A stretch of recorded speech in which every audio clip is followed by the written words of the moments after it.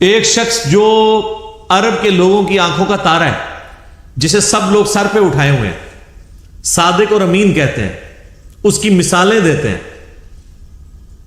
اس کے فیصلوں کا احترام کرتے ہیں، اور وہ اس خاندان سے ہے جو خانہ کعبے کا متولی بھی ہے. انہوں نے زیادہ سے زیادہ کیا سوچا ہوگا میرے ساتھ کیا کر لیں گے؟ زیادہ مسجد میں آنے میں پابندی لگا دیں گے نا،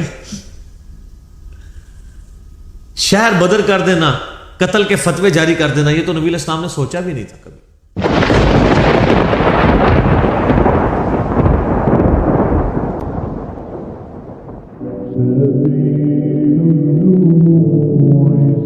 یہ جو سورۃ المدثر کی شروع کی آیات ہیں، یہ نبی صلی اللہ علیہ وآلہ وسلم پہ جو شروع کی وحی نازل ہوئی ہیں ان میں سے ایک ہے.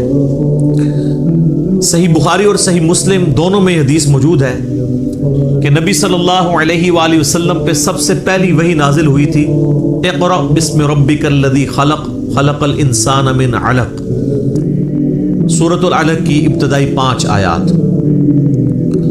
پھر اس کے بعد صحیح بخاری اور مسلم میں آتا ہے کہ نبی علیہ السلام پہ جو وحی کا سلسلہ تھا اس میں فترت کا پیریڈ آ گیا، ایسا پیریڈ جس میں آپ صلی اللہ علیہ وآلہ وسلم پہ کوئی وحی نازل نہیں ہوئی، اور اس کی وجہ سے آپ صلی اللہ علیہ وآلہ وسلم بڑے غم زدہ بھی تھے. آپ تو چاہتے تھے جلدی جلدی قرآن نازل ہو، اور اسی دوران کافروں نے طرح طرح کی باتیں بھی کرنا شروع کر دی. تو فترت کے پیریڈ کے بعد جو پہلی وحی نازل ہوئی ہے وہ سورۃ المدثر کی ابتدائی آیات ہیں. لہٰذا آپ صلی اللہ علیہ وآلہ وسلم پہ جو شروع کی وحی نازل ہوئی ہیں ان میں سے یہ بھی چند آیات ہیں. بخاری اور مسلم میں اس کی ڈیٹیل آتی ہے کہ آپ صلی اللہ علیہ وآلہ وسلم فرماتے ہیں کہ جو غار حرا میں مجھ سے ایک فرشتے کی ملاقات ہوئی، جو پوری ڈیٹیل بخاری مسلم میں آئی ہے کہ انہوں نے حضرت جبرائیل علیہ السلام انسانی شکل میں سامنے آئے اور ان کا اقرا پڑھیے، تو آپ صلی اللہ علیہ وآلہ وسلم نے کہا کہ میں پڑھا ہوا نہیں ہوں.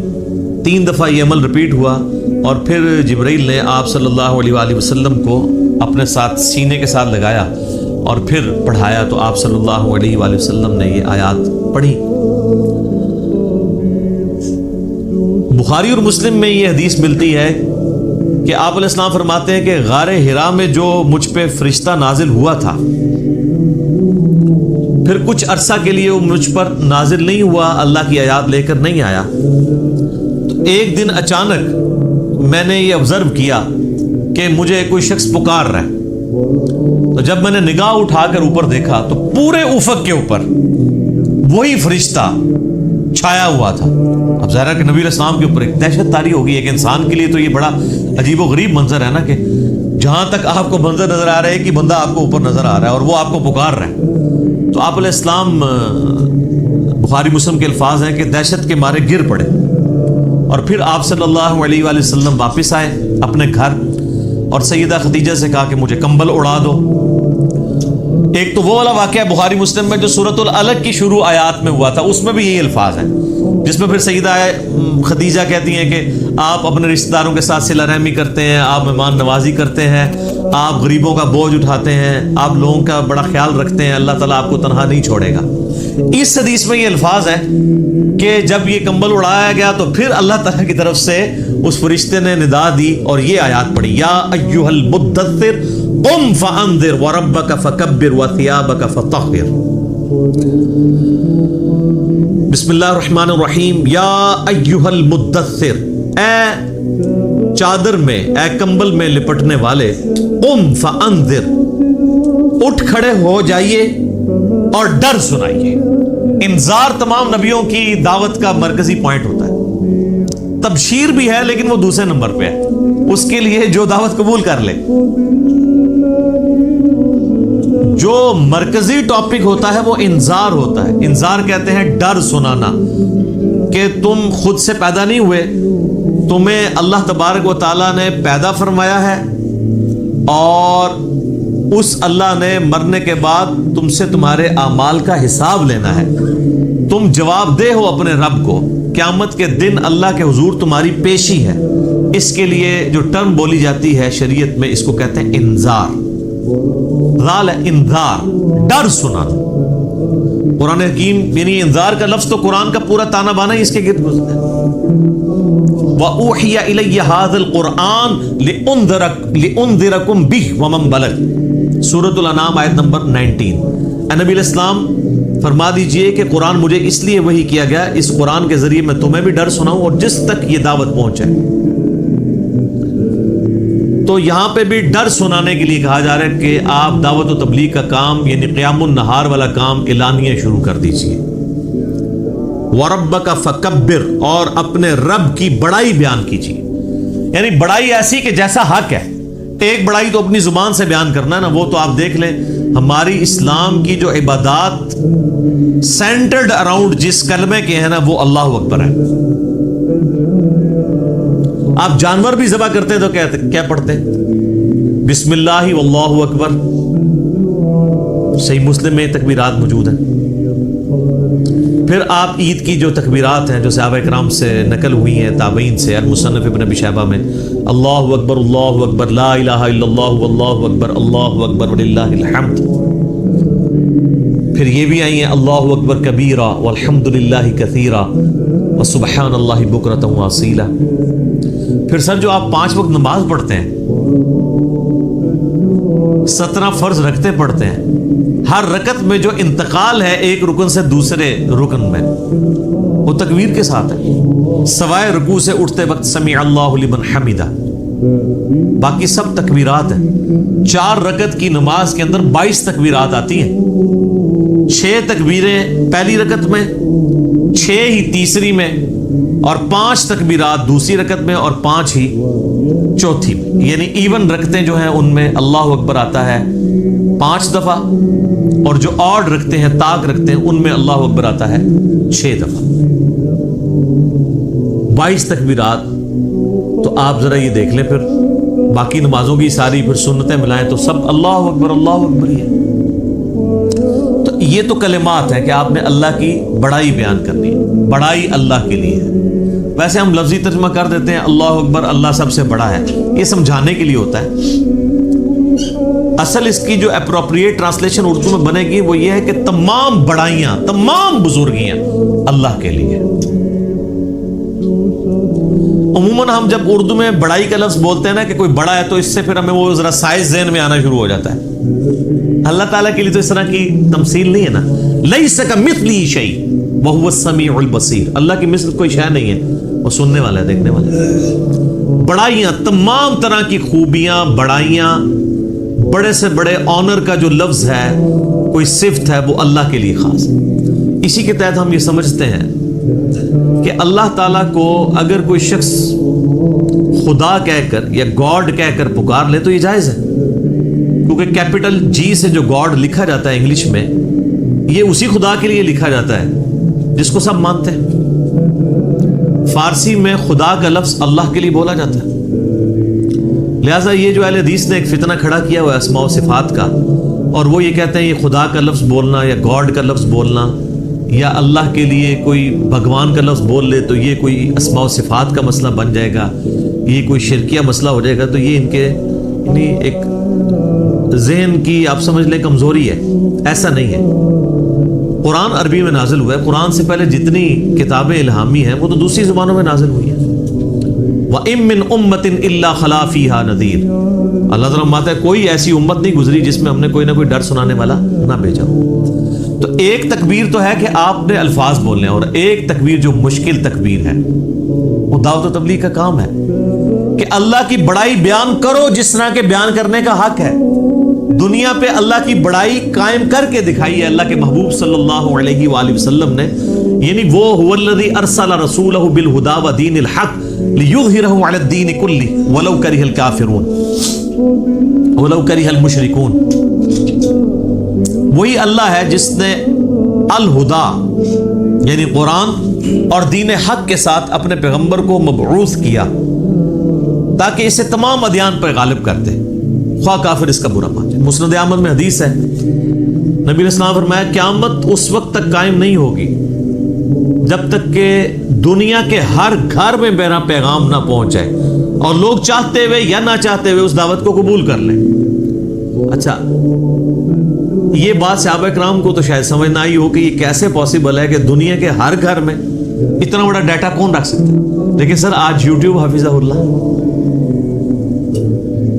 گوگل دامت برکاتوں عالیہ، اسلام کے بارے میں کوئی اسٹڈی کرنا چاہے تو اس تک نہیں بات پہنچ سکتی، پہنچ کی ہوئی. ایک واقعہ ہوتا ہے پوری دنیا کے اندر وہ واقعہ پہنچ جاتا ہے.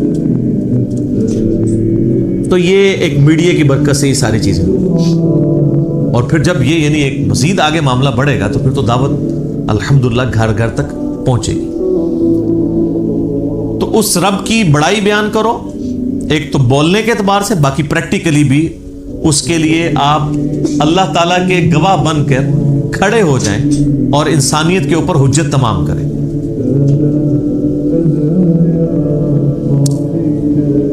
جامعہ ترمذی میں ایک حدیث موجود ہے، دلائل النبوہ امام بیہقی کی کتاب میں موجود ہے صحیح سند کے ساتھ، اور مشکات المصابیح کی 3 جلد کے اندر بھی آپ کو مل جائے گی. سیدنا جابر بن عبداللہ رضی اللہ تعالیٰ عنہ پوچھتے ہیں نبی علیہ السلام سے، اے اللہ کے محبوب صلی اللہ علیہ وآلہ وسلم، آپ پر نبوت کب واجب ہوئی، آپ کب نبی بنائے گئے؟ تو آپ صلی اللہ علیہ وآلہ وسلم نے فرمایا، میں اللہ کے ہاں اس وقت بھی خاتم النبیین لکھا ہوا تھا جبکہ آدم علیہ السلام ابھی روح اور جسم کے درمیان تھے. ایک روایت میں آتا ہے کہ آدم علیہ السلام ابھی مٹی اور پانی کے درمیان تھے، میں اللہ کے علم میں اس وقت بھی خاتم النبیین لکھا ہوا تھا. ظاہر اللہ کے ڈیوائن نالج میں تو تھا. میں دعائے ابراہیم ہوں، میں عیسیٰ کی بشارت ہوں، میں اپنی ماں کا وہ خواب ہوں جو انہوں نے پیدائش کے وقت دیکھا جب میری پیدائش ہوئی، کہ ان کے لیے ایک ایسا نور ظاہر ہوا جس سے شام کے محلات بھی روشن ہو گئے ان پر. یعنی نبی علیہ السلام کی پیدائش کے وقت آپ علیہ السلام کی والدہ کو خواب کے ذریعے یہ بشارت دی گئی کہ آپ سے جو بچہ پیدا ہونے والا ہے اس کی حکومت بالآخر رومن امپائر کے اوپر بھی حاوی ہو جائے گی. اور پھر لوگوں نے دیکھا.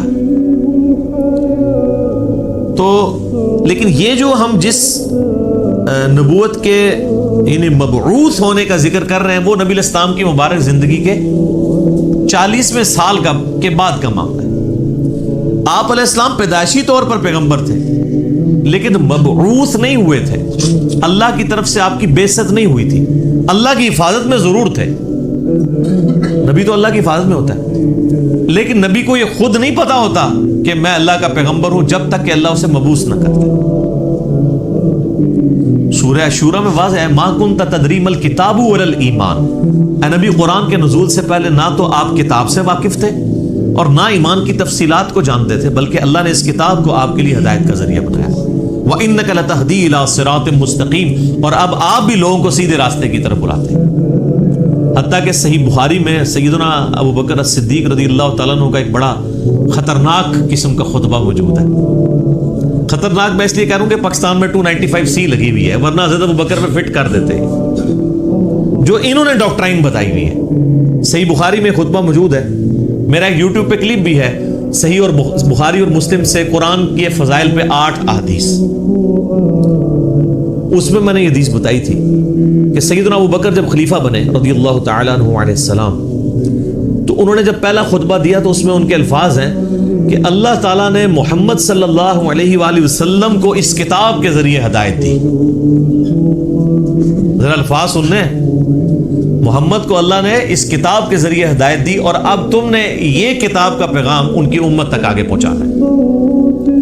شکر ہے ادھر کو کھڑا نہیں ہو گیا کہ یار امیر المومنین یہ آپ کیا کہہ رہے ہیں، نبی علیہ السلام پہلے گمراہ تھے. نعوذ باللہ، گمراہ نہیں تھے، لیکن آپ کی ہدایت ڈیٹم لیول کی تھی، بنیادی تفصیلات نہیں تھی اس میں. قرآن میں وَوَجَدَكَ ضَالًّا فَهَدَىٰ، اے نبی آپ کو ہم نے اپنی محبت میں حق کی تلاش میں خود رفتہ پایا تو منزل مقصود تک پہنچاتی ہے. یہ گمراہی والا ترجمہ تو غلط کیا ہے، اس کے اوپر جو بریلوی گرفت کرتے ہیں نا اہل حدیث اور دیوبند کی، وہ ٹھیک کرتے ہیں. ضال کا مطلب نبی علیہ السلام کے لیے گمراہی نہیں ہوگا. ضال کا ایک مطلب کسی کی محبت میں ڈوبنا بھی ہوتا ہے. جیسا کہ یوسف علیہ السلام کے بھائیوں نے اپنے والد کے بارے میں کیا کہا تھا؟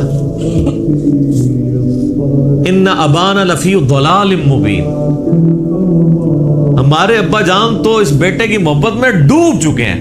وہ یہ تو نہیں کہہ رہے تھے ہمارا ابا گمراہ ہو گیا ہے، وہ یہ کہہ رہے تھے کہ اس ایک بیٹے کی محبت میں ڈوبا ہوا ہے، ہمیں بھی ذرا توجہ دیں.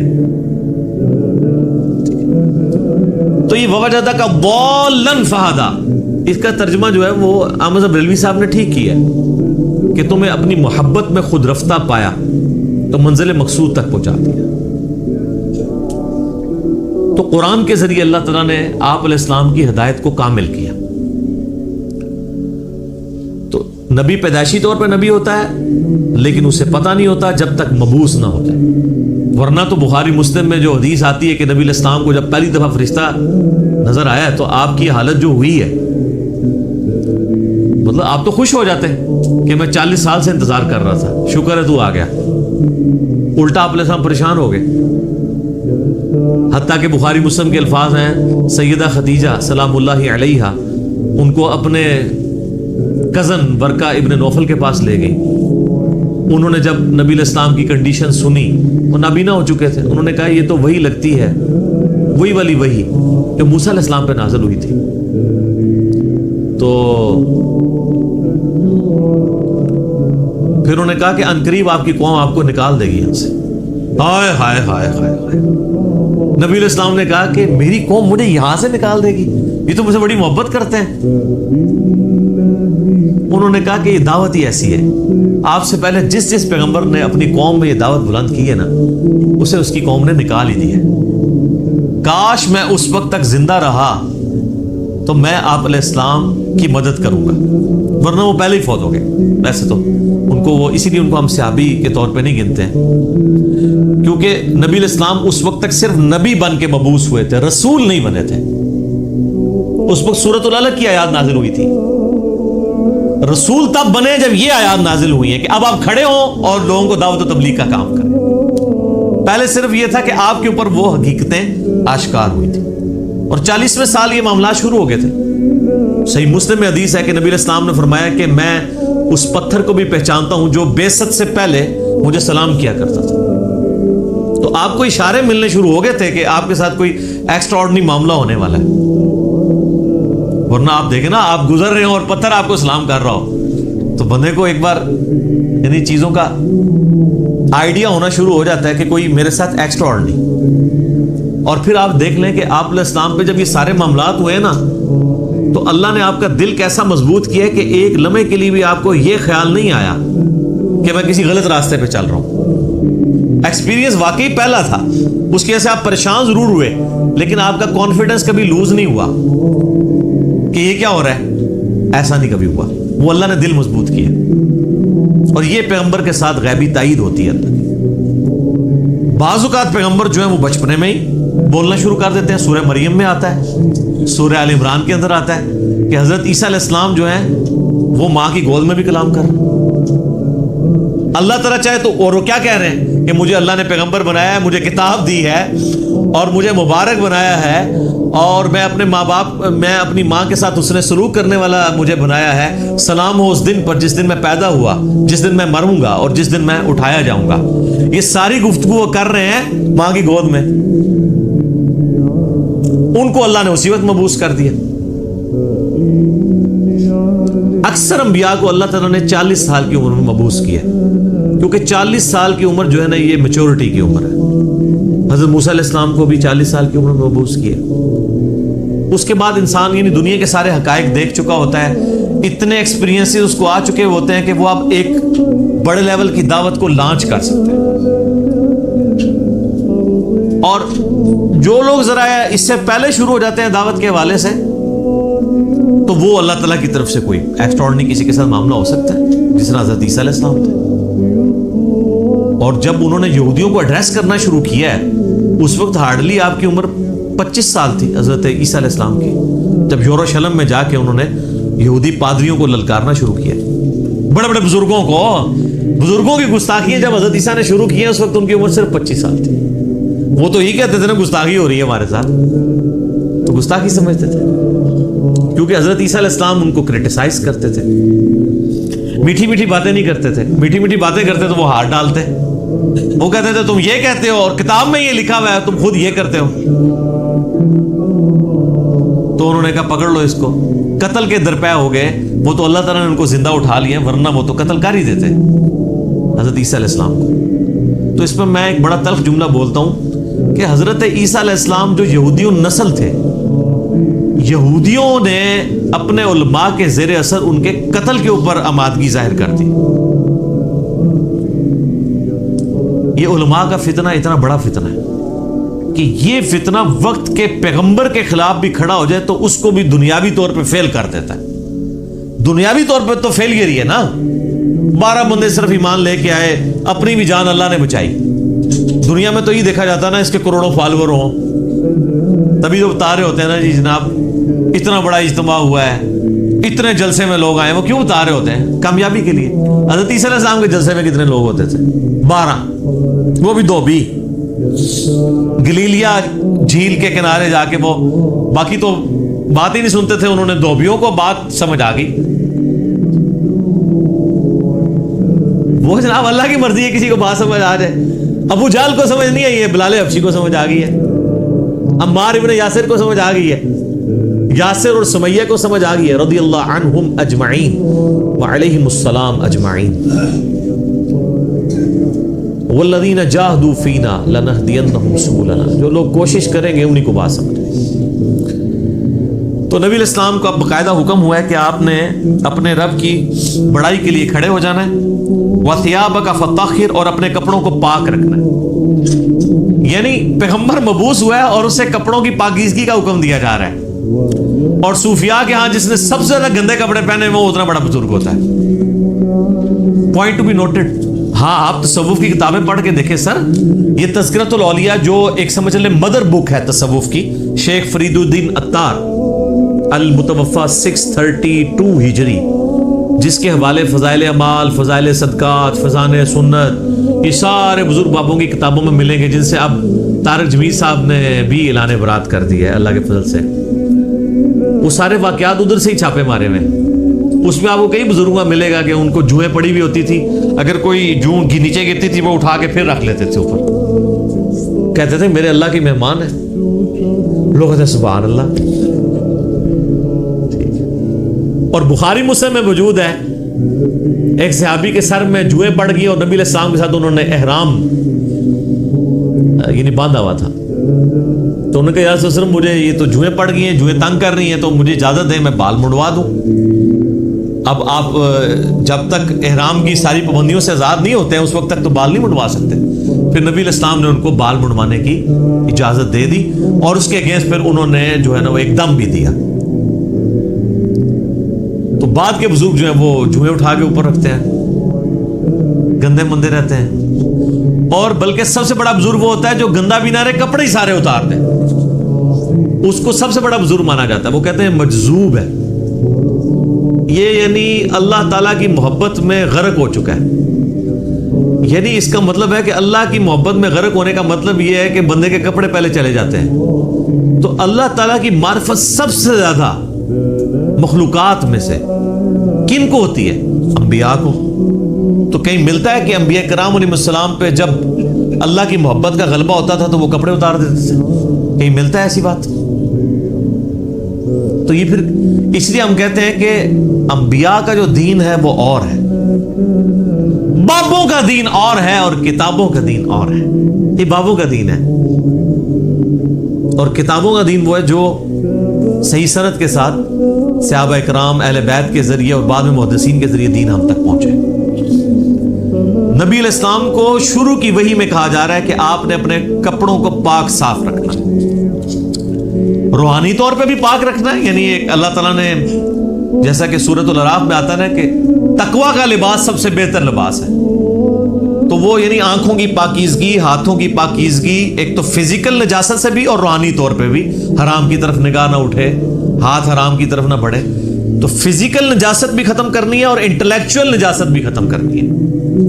اور کیا کرنا ہے؟ وَالرُّجْزَ فَاهْجُرْ، اور بتوں سے بھی آپ نے دور رہنا۔ آپ علیہ السلام پیدائشی طور پہ ہی بتوں سے ہمیشہ دور رہے. اب اسٹرکٹلی آ رہا ہے کہ اس چیز کو آپ نے اب پریکٹس کرنا ہے. وَلَا تَمْنُن تَسْتَكْثِرْ, اور کسی پر احسان نہ کیجئے زیادہ لینے کی نیت سے. یعنی کسی کے ساتھ اگر آپ نیکی کر رہے ہیں تو دماغ میں یہ نہ رکھیں کہ میں اس کے ساتھ نیکی کر رہا ہوں تو یہ بدلے میں میرے ساتھ کرے گا. بے لوث ہو کے کریں, ایثار کے جذبے کے تحت. وَلِرَبِّكَ فَاصْبِرْ, ہائے ہائے یہ ہے بات. اپنے رب کے لیے صبر پھر اختیار کیجیے. یعنی آپ کو بتایا جا رہا ہے کہ آپ یہ معاملہ کوئی اتنا آسان نہیں ہونے والا. آپ ذرا دیکھیں جب یہ آیات نازل ہو رہی ہیں اس وقت تو آپ علیہ السلام کے تو دماغ میں بھی نہیں یہ بات کہ میرے ساتھ آگے ہونا کیا ہے.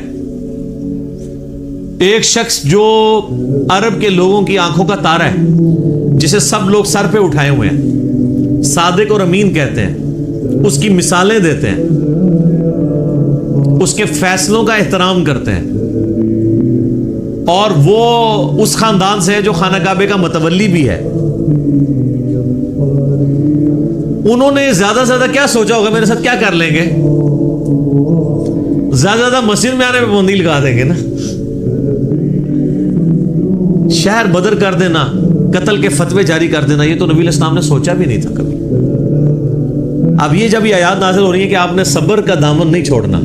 اللہ کو پتہ ہے نا میں نے کرنا کیا ہے اپنے نبی کے ساتھ.